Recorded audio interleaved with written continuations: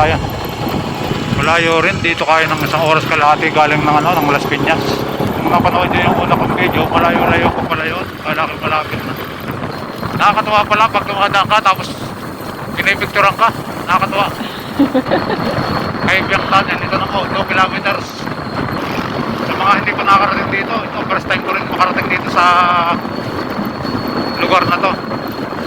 Simula dun sa nakalagay na 2 kilometers, medyo malayo pa yun. Sa kaliwang side may makikita tayong parang landslide protection. Ito po, yun po ay nakita ko sa parteng Bagyo. Yung ganyang style po sa Bagyo po ay nakita yan. Kasi sa Bagyo ay napakatataas po ng ng bangin. Diyos ko, Santa Maria, napakalalim po pala nito. Ito po yung way papunta po ng Kaibigan Tunnel. Malayo pala.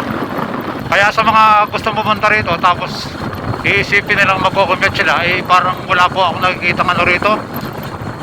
Wala po ako nakikita mga pampasadang jeep dito sa lugar na to. Tunnel, vertical, clearance. Ito na yata. Ito na po yata yung kinakabahan ako rito kasi may mga raw dito, yung mga nagpaparamdam, pero araw naman ngayon kaya walang problema. Grabe, ang dahil palang tao rito. Tourist attraction siya. Ayan na.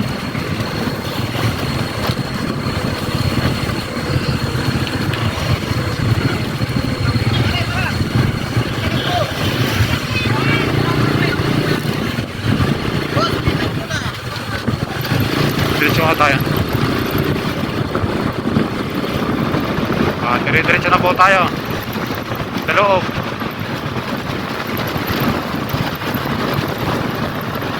Hindi ko po alam kung nakikita nyo itong wala tayong dilaw or nakasanglas lang tayo.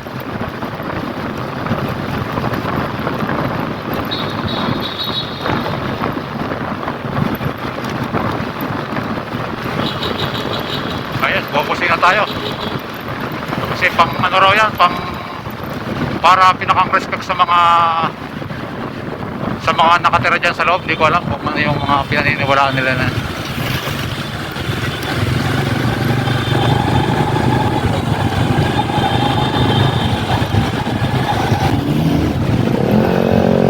Sabay ba tayo rito?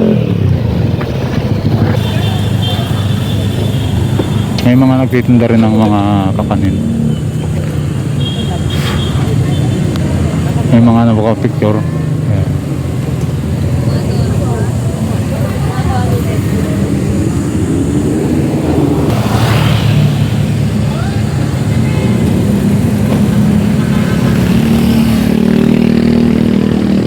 Ito na yun.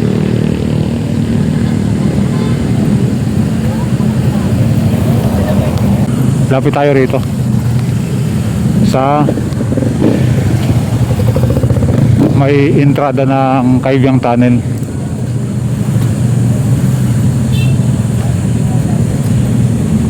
May mga nagtitinda ng kape nasa likod ng sasakyan.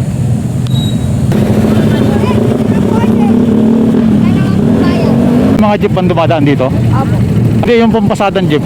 Anong mabiyahe dito? Wala. Walang pampasada. May nadaan pang rito? Jeep? Oo, wala. Wala sir, bus meron. Bus. Galing po saan yun? Galing na Sugbo. Galing na Sugbo, tapos papunta ng Manila. Yung 300 meters simula dito papunta ron. Kapunta na po natin yung kabilang side, maliwanag. Yung kabilang side na yun, Ternate yun. Apo. Tapos itong side na to, Ternate pa rin. Ano po? Maragondo na po. Medyo madilim siya. Para sa mga hindi po nakakarating dito sa lugar na to, ito po yung loob. Lalakarin po natin. Ayan.